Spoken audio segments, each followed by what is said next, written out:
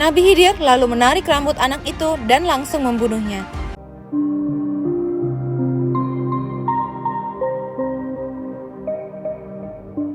Assalamualaikum warahmatullahi wabarakatuh.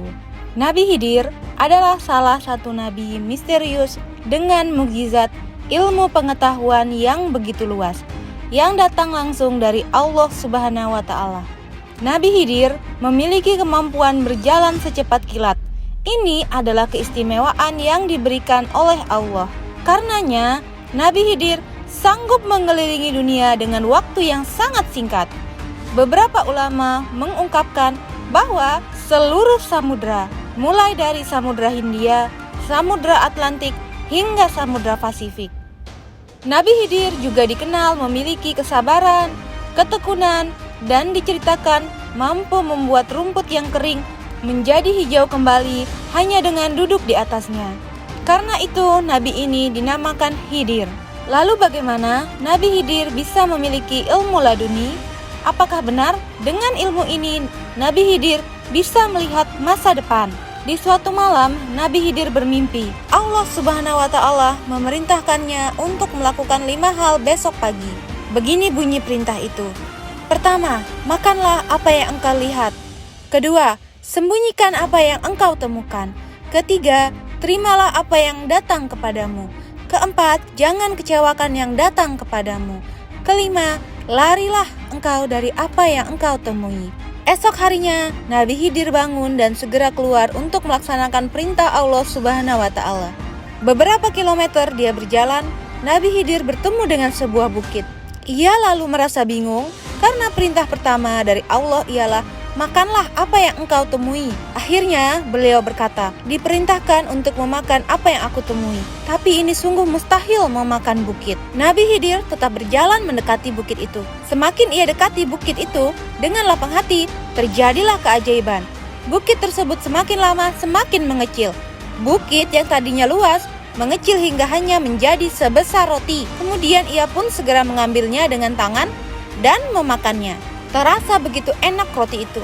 Perintah pertama telah sukses ia lakukan. Nabi Khidir terus berjalan, lalu datang orang yang memberinya mangkuk emas. Sesuai dengan perintah kedua, yakni untuk menyembunyikan apa yang ditemui. Maka Nabi Khidir sesegera mungkin menggali tanah untuk menyembunyikan mangkuk emas tersebut. Namun, begitu Nabi Khidir ingin melanjutkan perjalanan, mangkuk emas yang tadi ditanamnya itu bisa bergerak dan keluar dari tanah seperti sedia kala. Bahkan hal ini terjadi beberapa kali. Lalu kata Nabi Khidir, "Ya Allah, aku telah melaksanakan amanahmu. Aku telah masukkan mangkuk ini ke dalam tanah, tapi dia keluar terus. Sudah aku terima, sudah aku simpan." Kemudian Nabi Khidir terus berjalan. Di tengah perjalanan, Nabi Khidir dihampiri seekor burung kecil, yang ternyata burung kecil ini sedang dikejar oleh seekor burung gagak yang ingin memakannya. Nabi Khidir lalu teringat perintah Allah yang ketiga, yaitu menerima yang datang kepadanya. Maka Nabi Khidir menyelamatkan burung kecil tersebut. Burung gagak yang kelaparan itu tahu. Lalu dia berkata, "Apakah Tuhan melihat seekor burung yang tengah berlari? Aku didera lapar. Jika melihatnya, tolong beritahukan kepadaku." Hal ini membuat Nabi Khidir kebingungan, karena perintah yang keempat adalah jangan kecewakan yang datang dan penuhi hajatnya. Maka Nabi Khidir pun berkorban. Ia mengambil pedangnya dan memotong daging pahanya sedikit, lalu diberikan kepada burung gagak yang kelaparan. "Jangan kau makan burung ini, makan saja dagingku ini," kata Nabi Khidir. Nabi Khidir lalu melanjutkan perjalanannya dan bertemu dengan bau bangkai yang sangat menyengat. Karena perintah yang kelima adalah meninggalkan yang ditemui, maka Nabi Khidir pun melarikan diri. Nabi Khidir lalu bergegas mencari tempat istirahat. Di malam harinya ia berdoa, "Ya Allah, aku telah melaksanakan seluruh perintah-Mu, tetapi aku bingung apa arti dari semua perintah-Mu itu." Dalam tidurnya Nabi Khidir kembali bermimpi. Dalam mimpinya Allah menjelaskan kepada Nabi Khidir, pertama yang diperintahkan untuk dimakan itu adalah amarah. Terlihat seperti bukit batu keras yang tinggi. Tapi jika bersabar dan menahannya, maka kemarahan itu semakin kecil, tidak terasa, malah akan menjadi manis, bahkan lebih manis daripada madu.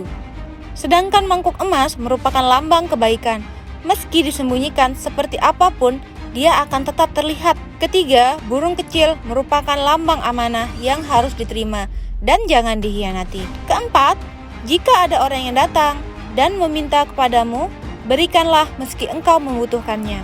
Kelima, bau yang busuk itu merupakan ghibah atau menceritakan keburukan seseorang sehingga harus ditinggalkan. Maka larilah dari orang-orang yang sedang duduk berkumpul membuat ghibah, kata Allah. Nabi Khidir diceritakan memiliki ilmu laduni. Ilmu laduni merupakan ilmu yang berasal dari Allah Subhanahu wa Ta'ala. Ilmu ini diberikan kepada Nabi dan Rasul-Nya, dan hanya orang-orang pilihan sajalah yang bisa menguasai ilmu tersebut. Tidak semua ilmu laduni ini memiliki tingkatan yang sama, melainkan satu sama lain berbeda, sebagaimana yang dirasakan antara satu nabi dengan nabi yang lain. Seperti halnya Nabi Musa yang ketika ditanya oleh salah satu pengikutnya dari Bani Israel, "Siapakah yang paling berilmu?" Nabi Musa menjawab, "Saya." Karena pernyataannya ini, Nabi Musa mendapatkan teguran dari Allah. Lalu Allah memberitahu jika ada seorang hamba yang ilmunya lebih tinggi dari Nabi Musa.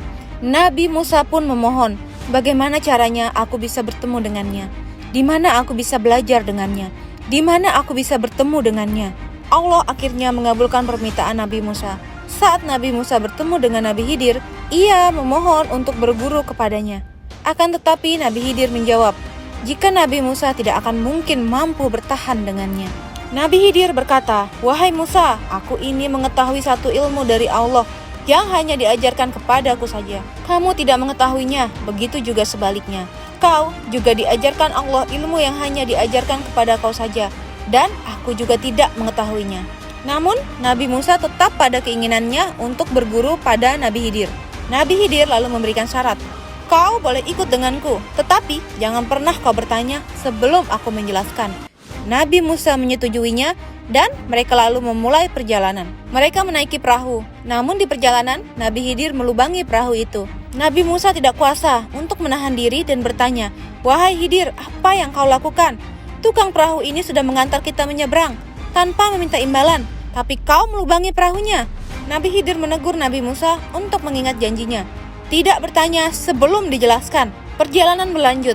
Nabi Musa dan Nabi Khidir bertemu anak laki-laki yang sedang bermain bersama dengan teman-temannya. Nabi Khidir lalu menarik rambut anak itu dan langsung membunuhnya.